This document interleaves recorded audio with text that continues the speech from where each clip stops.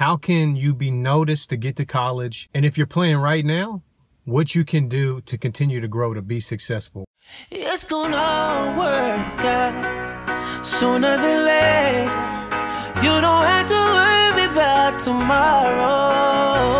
It's gonna work out in your favor. Just keep your head to the sky. Keep your eyes on the prize. Just keep your head to the sky. Keep your eyes on the... Okay, so I recently went back to my old college, Asbury University, and I trained them. I usually do this once a year, so I'm gonna show you clips about that and kind of what I do when I train with college players. My goal in this workout was to work with just the guards and perimeter players, working on their ball handling, working on separation moves. We got up a lot of shooting reps, and then just working on pick and roll.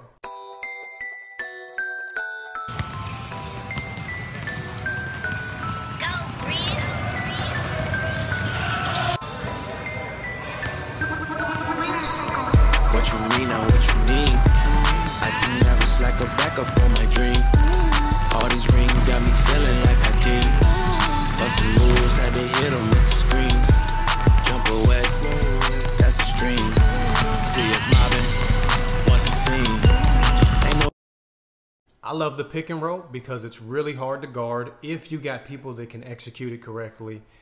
And it just uses all aspects of basketball IQ, understanding how to read the defense, exposing the weak defender. And it brings all the aspects offensively into play, from passing, shooting, footwork, dribbling, everything comes into play. The defender on the ball chases you over top of the screen. You're gonna curl that screen. You see it happen all the time. If you guys watch NBA, they curl the screen because the big stays back. Watch the execution, I'ma demonstrate. Trying to hit me with your regulations. What you mean, what you mean?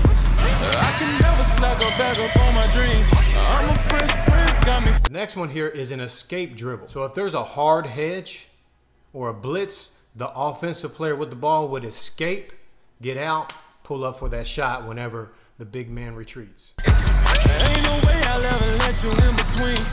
Cause what you saying with you? Cool. Go ahead. Here we go. She wanna know how to pronounce my name. I'm like, it's alright. I'm picture perfect. I don't need no cannon like my...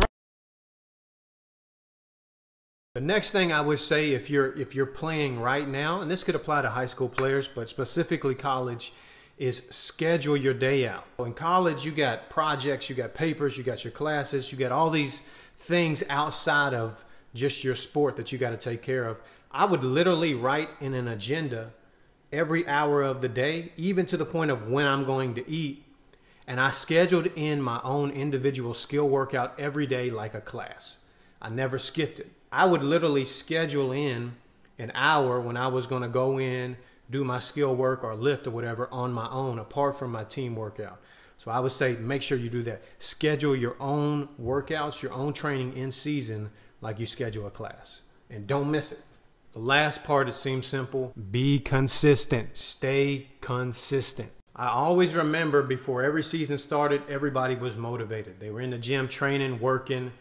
And then as the season came along, and then we get about halfway through the season, right around Christmas break when the semester ends, they start falling off. Less and less guys are in the gym working on their game. Less people are committed to doing the little things. As the season wears on, you see guys, their game starts to fall off because they stop putting in the work. They just are content with just going to practice. They're busy with classes. They got to hang out with their girlfriend, whatever it might be, and they stop putting in the work. They become inconsistent. If you want to be great at anything in life, you got to dedicate yourself to your craft. You're going to have to put in the time. So there's 3 methods that I would say you need to look at when you're trying to get yourself into a college or get noticed. Unless you're like a blue chip D1 type athlete where you're getting lots of scholarships, that 90–95% of players that are going to end up playing college ball out of high school need to look at these 3 things. Number 1 is player profile. Put together an email, a player profile about yourself. Stats, your accomplishments, what type of person and player you're going to be. You want to put that in a simple email, maybe attach a highlight video. I'll get to that in a second. Send this out to all the college coaches that you possibly can. Number 2, be low maintenance. This is what I mean. College coaches want to know about the intangible things, okay? What type of person you are. What kind of leader are you? Do you got a work ethic? Are you going to get it done in the classroom? If you can take care of those types of things and not stress out a college coach, you're the type of person that's going to come in, get it done, make life a lot easier on a college coach. They're going to be more prone to recruit you and notice you. So be low maintenance and emphasize that in your player profile. Number 3, emphasize your strengths. So if you're a shooter, show that you're a shooter. I talked about maybe putting in a video, maybe put in highlights within the first 30 seconds. You pretty much can tell what kind of player you are to a coach. Even if you had just a 1-minute highlight of you as a player, that 1 minute should emphasize exactly what kind of player you are, what you bring to the table, and why a coach should sign you. It's the same thing I tell with guys trying to go overseas. If you got a highlight video of you in college, you should highlight what type of player you are. If you're a high-flying athlete, then show that. Show yourself getting alley-oop dunks and grabbing balls off the top of the glass and rebounding. If you're a great shooter, emphasize you just knocking down 1 3 after another. Great scorer, a great defender, whatever type of player you are, emphasize your strengths so they know immediately what kind of player that they're getting. What you need to do to get noticed by a college. There's a system. If you're researching a college, look for the best possible situation. Here's my system I'll give away to you. Was there a young group of players that was playing in my position? So if there was a starting point guard and he was like a freshman, sophomore, I'm not looking at that school. If there was a bunch of young guards, freshmen, sophomores, that were playing a lot of minutes right now, I wasn't looking at that school. What I was looking for is a college where the starting point guard or a lot of the guards were junior seniors. So when I came in as a sophomore, after I ended up transferring, I knew I was going to have an opportunity for a lot of playing time. So you want to look at that. That was one part of my system. The other part of my system of researching the college was looking at the style of play. And this is really important. When I was in high school, I played for a school that pressed, was a lot of up and down basketball. Then I went to a college because they gave me the most money out of high school, and the system was totally different. Me as a point guard, I felt so restricted and confined. All I did was pass to the post or pass to the wing, then cut away to the corner, and I had no involvement in the offense. It was extremely frustrating. Fast forward, I transferred to Asbury University. They played me at the point guard, shooting guard. It's an NAIA school, and they had a much up-tempo pace, a lot of pick and roll. And I ended up being one of the top 10 scorers in the country for 2 straight years and an All-American.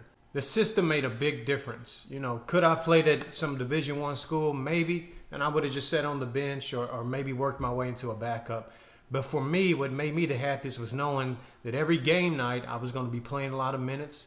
I was playing for a style of play and a coach that I really enjoyed.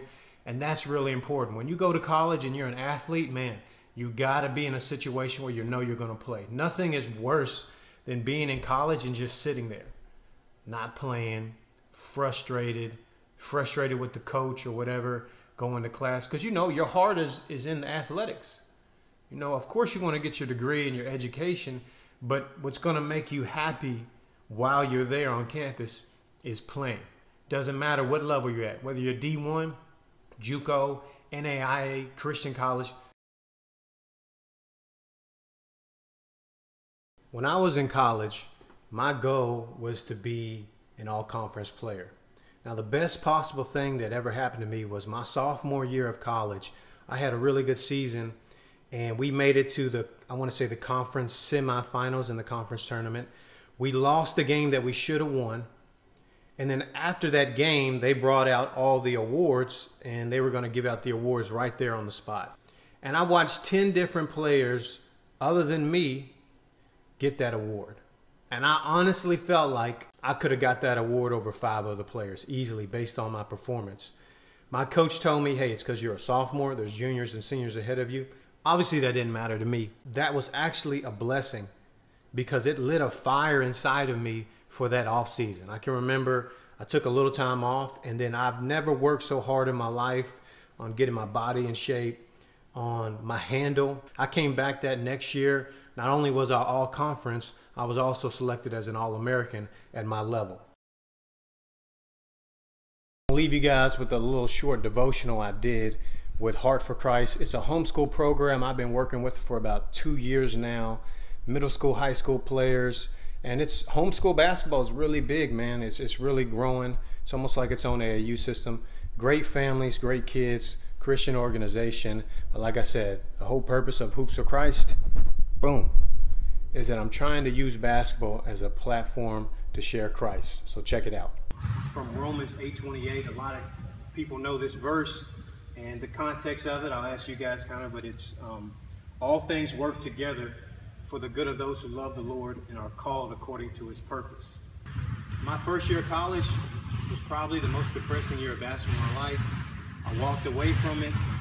I've told you guys my testimony before, but for the most part, everything seemed to be going wrong, but somehow the Lord used it. That's how I met my wife. That's actually how I became a Christian. But what I do today, Hoops for Christ, being able to work with you guys and do what I do every day, honestly, I absolutely love what I do. My original plan, you guys know, was I planned on playing overseas until I couldn't walk anymore. Just playing as long as possible. And when that was taken away, that was like a death. But the Lord used that in a way. And all things ended up working out. And definitely when I used it for the purpose of serving him. Vlog number 2, I hope you appreciate it. Please subscribe below. I'm back at you next Friday. Every Friday I'm dropping a vlog. God bless.